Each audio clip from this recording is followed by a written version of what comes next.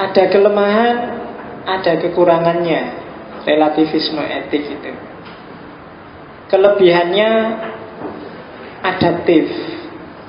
Jadi orang yang berpandangan relativisme etik itu biasanya mudah untuk adaptasi, mudah untuk masuk ke komunitas yang berbeda-beda, mudah untuk diterima di mana-mana karena dia adaptif terhadap perubahan, karena dia mau menerima perbedaan. Itu kelebihannya. Tidak kaku dengan standarnya sendiri, tidak kaku dengan nilai yang dipedomaninya sendiri. Itu kelebihannya. Yang kedua,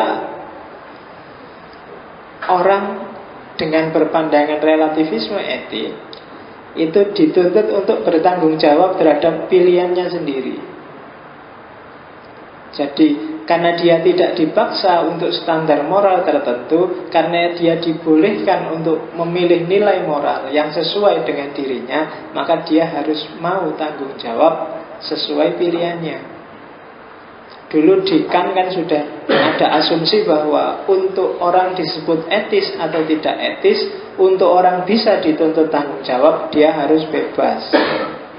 Dan dalam relativisme etik kan dihargai kebebasan orang untuk milih sistem etika, untuk milih sistem perilaku yang dia yakini. Kalau ada orang datang ke Kemukus, maka itu pilihannya dan tanggung jawablah sendiri dengan segala resikonya. Ya macam-macam resikonya itu. Mungkin resiko psikologis, resiko fisik, resiko sosial, resiko, pasti ada resikonya. Pilihanmu untuk ikut kelompok tertentu, mengikuti sistem etika yang dikembangkan oleh komunitas tertentu akan berimbas, kamu harus siap tanggung jawab dengan segala resikonya. Karena itu pilihanmu.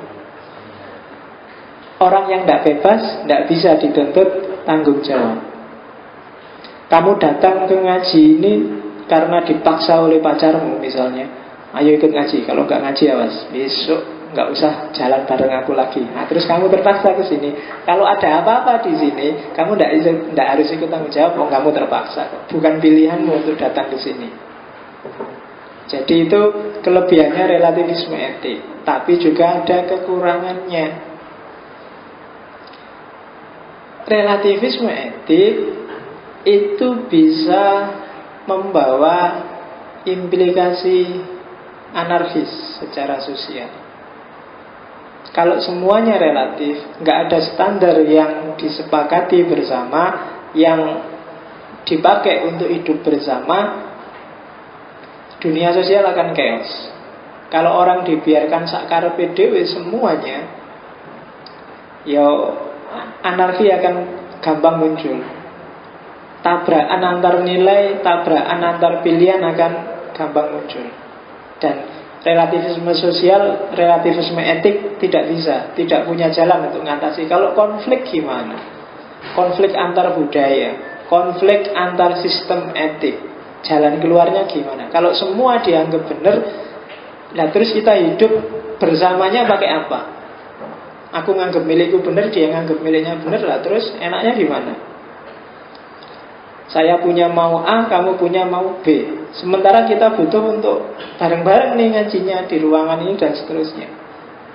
Saya pinginnya filsafat yang penting itu yo barat. Sementara kamu enggak Pak, yang penting itu Islam. Kalau nggak ada standar yang kita sepakati bersama, ngaji ini nggak akan jalan. Maka harus ada standar yang disepakati bersama. Dan itu kelemahannya relativisme.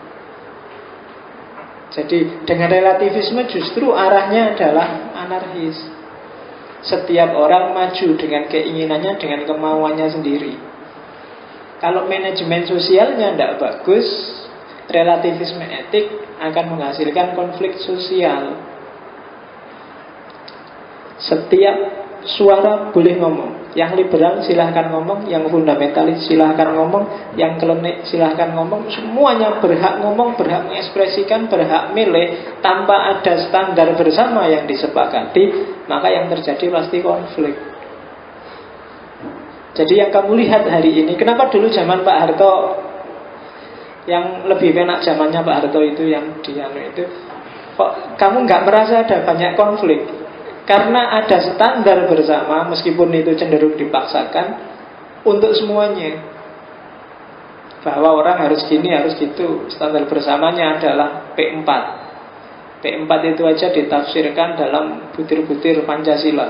Butir-butir Pancasila ada lagi yang banyak dulu, ada penataran. Setiap masuk lembaga apapun ada penatarannya, ada standar bersama meskipun cenderung dipaksakan. Tapi dalam konteks stabilitas sosial ini lebih kondusif,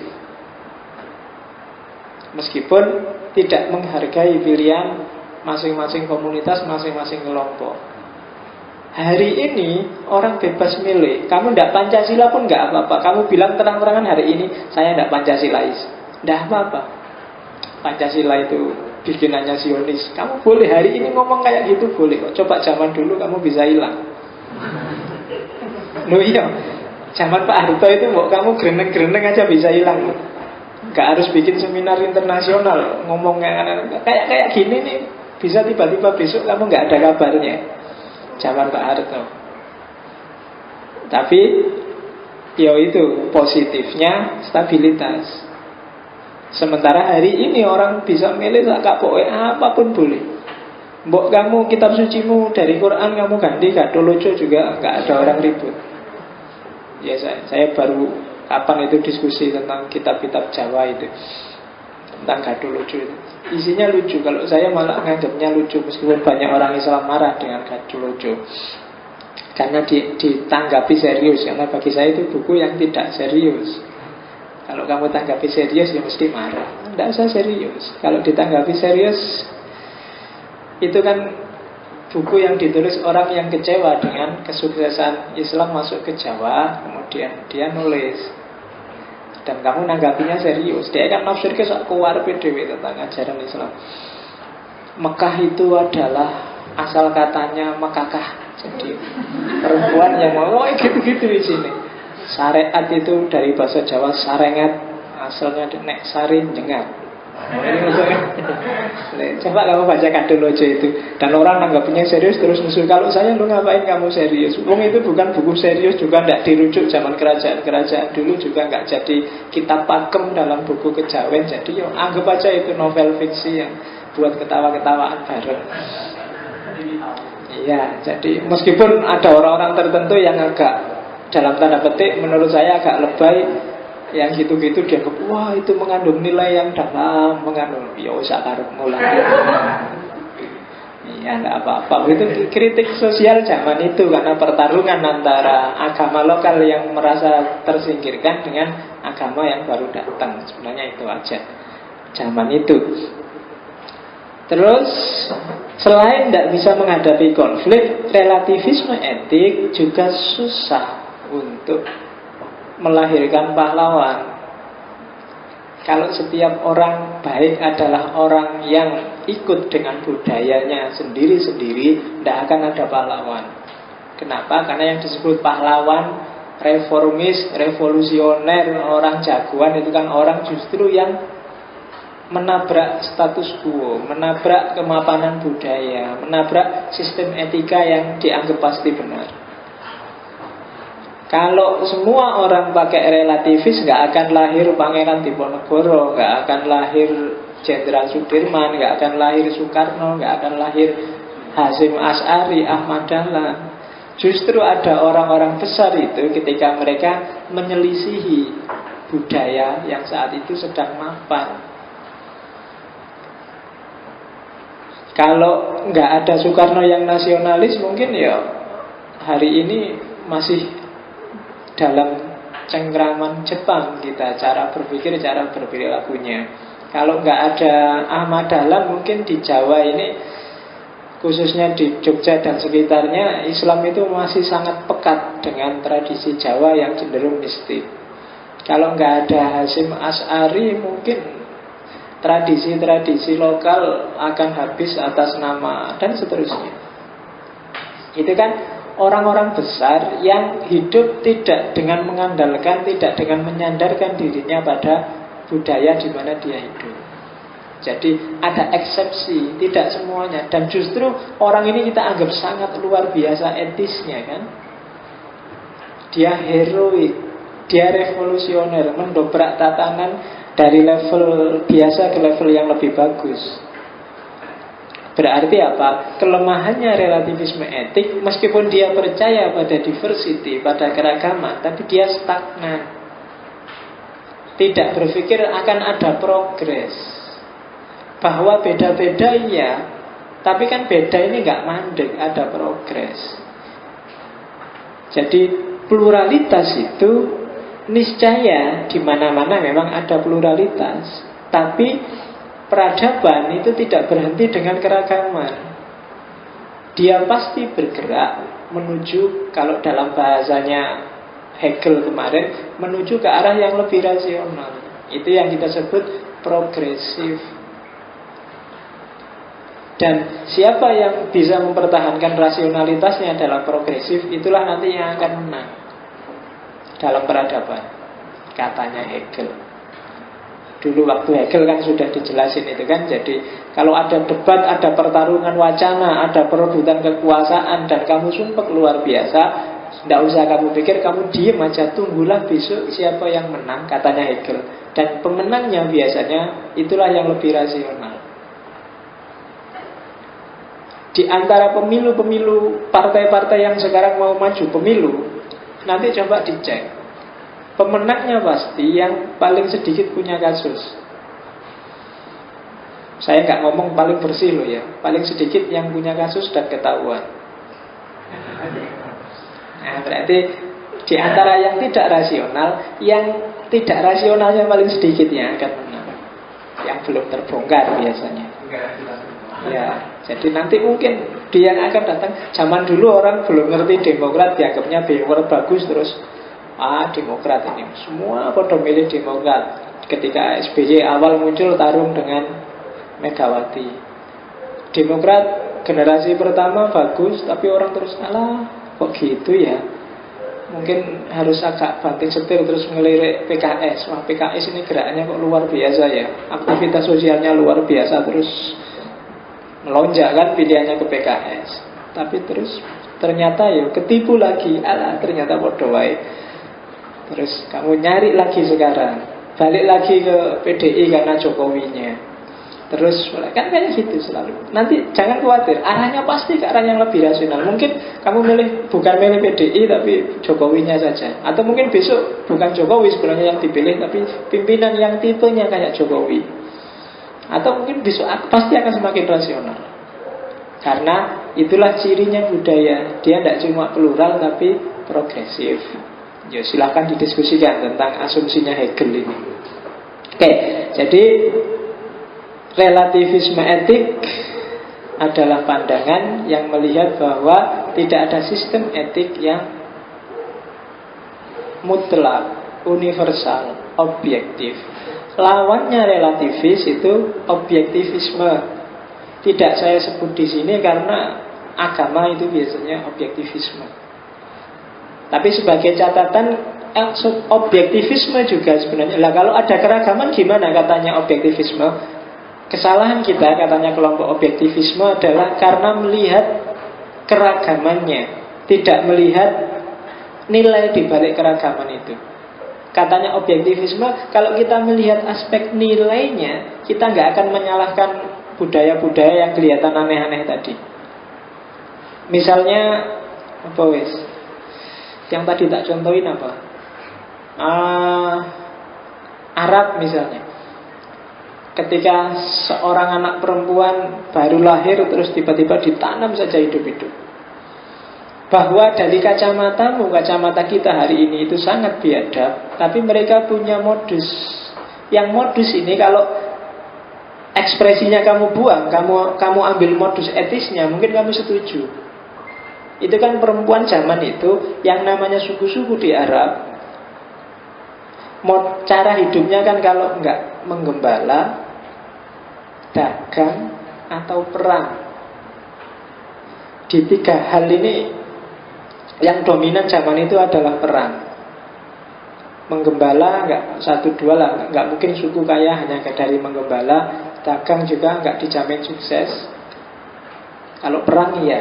Jadi ketika satu suku terancam bangkrut, biasanya dia perang, andalannya perang. Nabi ketika masih muda kan sempat juga mengalami perang antar suku. Nah, di perang antar suku ini kan perempuan zaman itu statusnya jadinya kayak properti seperti saya bilang tadi. Ketika peradaban dibangun berdasarkan perang, maka perempuan ini akan jadi beban. Kenapa? Karena satu, perempuan tidak bisa diajak perang. Yang kedua, ini jadi asetnya suku yang kalau kalah dia akan jadi harta rampasan. Ketika satu suku kalah, yang paling sengsara adalah perempuan. Kalau laki-laki biasanya paling kalah di penjara atau dibunuh. Tapi kalau perempuan kan enggak. Begitu kalah dia jadi harta rampasan, sudah dibagi-bagi sudah. Kayak gitu kan. Jadi maka di setiap suku biasanya jumlah perempuannya dibatasi. Kalau terlalu banyak perempuan, susah satu suku. Makanya kan ada satu kisah seorang Arab yang ngubur anaknya hidup-hidup, terus ada puisinya, yang isinya puisi sebenarnya, kamu tak kubur ini sebenarnya aku ngeman kamu, daripada nanti kamu kalau besar jadi sengsara, jadi susah, mending kamu mati aja sekarang. Kan? Ada nilai etik. Meskipun manifestasinya kita nggak setuju, tapi nilai etik untuk ngeman seorang perempuan, melindungi seorang perempuan, ini kan sifatnya objektif universal. Maka katanya kelompok objektivis, lo jangan dilihat keragamannya dong. Coba lihat nilai etik yang mendasarinya. Kemukus misalnya, biasanya orang pingin kaya, dan coba dilihat, saking pinginnya dia kaya itu berarti dia bisa menghidupi keluarganya dengan layak.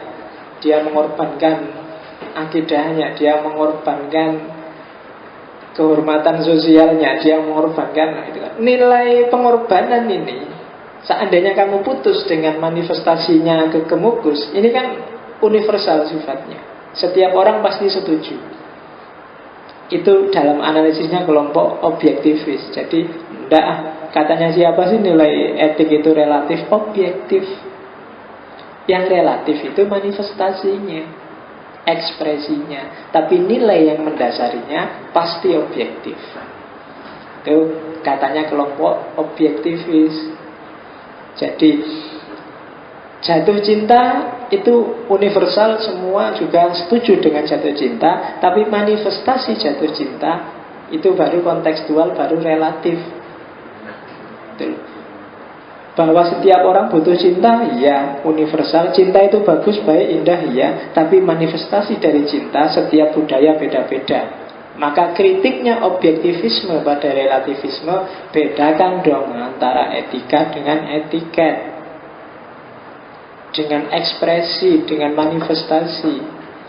Kelompok relativis terlalu melihat aspek etiketnya, manifestasi nilainya. Padahal justru etika itu ya nilainya itu.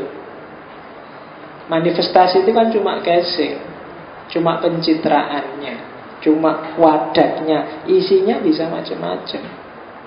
Nah itu relativisme etik yang dikritik oleh objektivisme. Ya, yang penting sudah ada gambaran. Sekarang kita masuk ke altruisme. Altruisme kata dasarnya alter. Altruis itu berarti perbuatan yang dilakukan dengan orientasi pada orang lain, tidak untuk dirinya sendiri. Itu namanya altruis.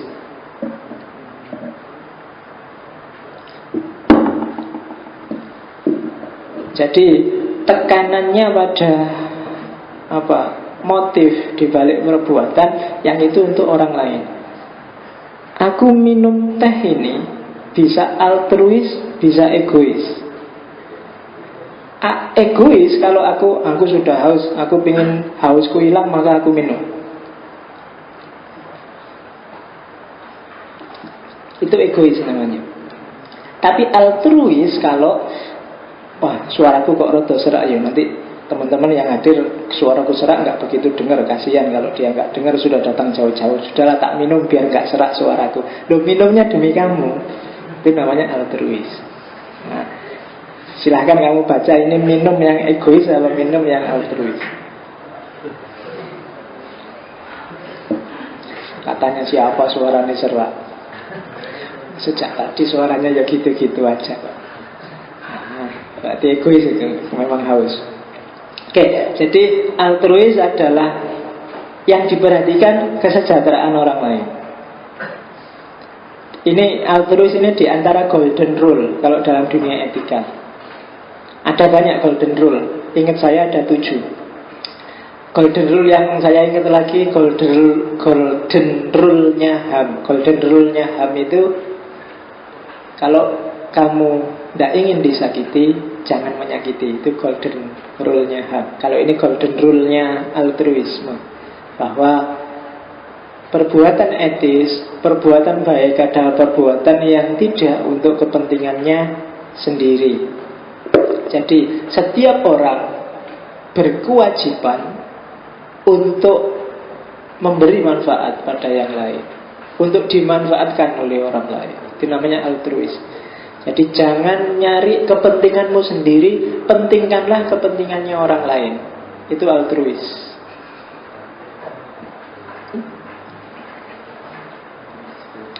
Yang pertama pakai istilah altruis itu sosiolog yang pasti sudah pernah kamu dengar, namanya Auguste Comte.